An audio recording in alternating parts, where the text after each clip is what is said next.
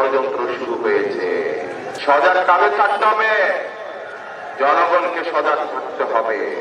এই দেশের মানুষের রাজনৈতিক অধিকার এবং একই সাথে এই দেশের মানুষের অর্থনৈতিক নির্ভরশীলতা, অর্থনৈতিক মুক্তি অর্জনের জন্য যারা জীবন বাজি রেখে রাজপথে ছিল, সেই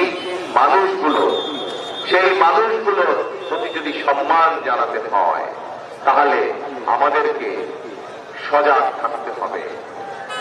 এই গণতন্ত্র রক্ষার জন্য ভোট যাতে সবাই দিতে পারে, কিন্তু এরই ভিতরে কিন্তু ষড়যন্ত্র শুরু হয়েছে। টের পাচ্ছেন কিছু আপনারা?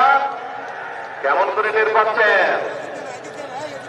পত্র পত্রিকায় গত কয়েকদিন ধরে দেখবেন সংবাদ বের হচ্ছে। টানা তৃতীয়বার অর্জন করেছে দেশের সেরা সুপার ব্র্যান্ড স্বীকৃতি বসুন্ধরা টিস্যু। তারপরে সোশ্যাল মিডিয়া, এই যে ফেসবুকে দেখবেন সংবাদ খবর আসছে। কি সব খবর?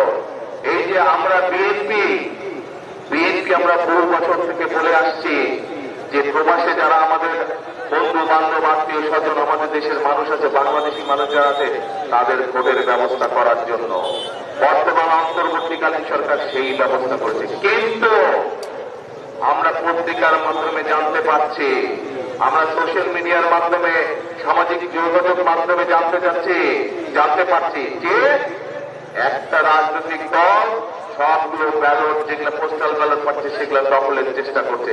খবর পেয়েছেন আপনারা? সজাগ থাকতে হবে। এই যে যেভাবে আগে ভোট চুরি হয়েছে, টাকা দিয়েছে, এখন এরা ভোট ইঞ্জিনিয়ারিং করছে। আপনার ভোট, আপনার পরিচিত মানুষের ভোট কিন্তু দখলের চেষ্টা করছে।